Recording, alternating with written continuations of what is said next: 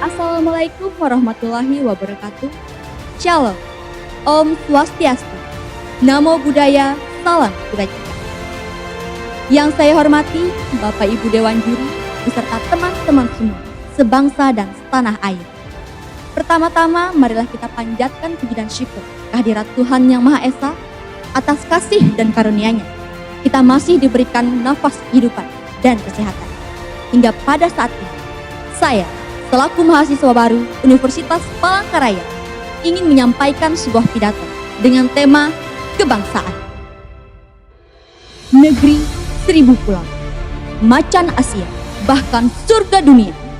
Inilah berbagai macam bentuk julukan bagi bangsa Indonesia yang pada hari ini, saat ini, telah mendapatkan kemerdekaannya selama 75 tahun.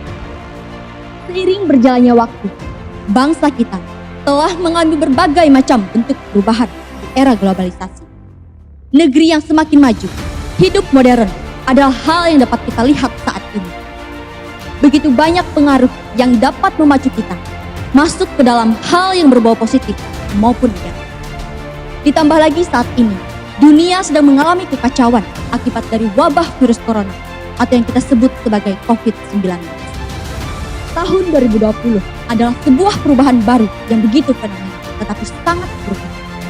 Tingkat kematian yang begitu tinggi, perekonomian yang mengalami kerugian besar, dan kehidupan sosial yang begitu terbatas.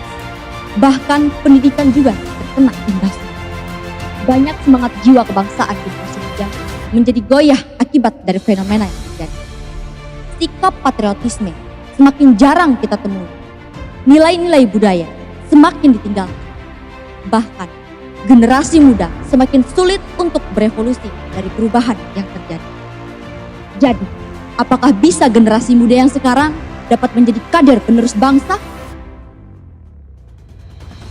Maka dari itu betapa pentingnya kita belajar dari sebuah sejarah untuk dapat memaknai arti dari sebuah perjuangan.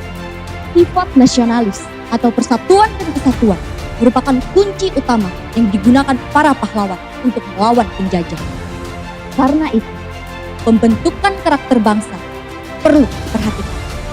Karakter yang saling berkaitan dengan 4 pilar kebangsaan, yaitu yang pertama, Pancasila.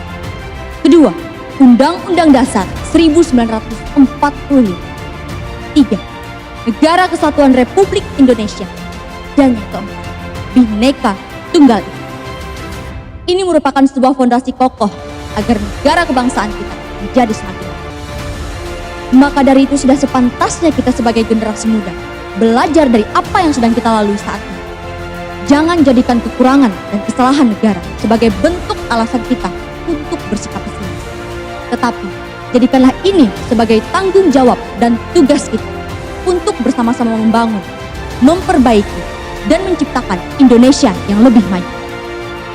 Jika kesalahan dan kekurangan dalam negeri masih sulit untuk kita perbaiki, bagaimana bisa kita membawa perubahan sampai keluar sana? Jangan buat bangsa kita yang sudah merdeka berpuluh-puluh tahun kembali merasakan kesengsaraan akibat dari generasi kita. Jadi, mari kita bentuk persatuan. Mari kita ukir sejarah baru. Kita adalah kader penerus bangsa. Kita adalah harapan bangsa. Kita merah putih. Bersatu kita teguh, bercerai kita runtuh. Mari kita meningkatkan kesadaran kita betapa pentingnya peran generasi muda untuk bangsa. Karena masa depan bangsa ada di tangan kita. Merdeka! Kami, bangsa Indonesia, dengan ini menyatakan kemerdekaan Indonesia. Hal-hal yang mengenai pemindahan kekuasaan dan lain-lain diselenggarakan dengan cara saksama dan dalam tempo yang sesingkat sesingkat-singkatnya. Jakarta, 17 Agustus 1945, atas nama bangsa Indonesia, Soekarno, Hatta.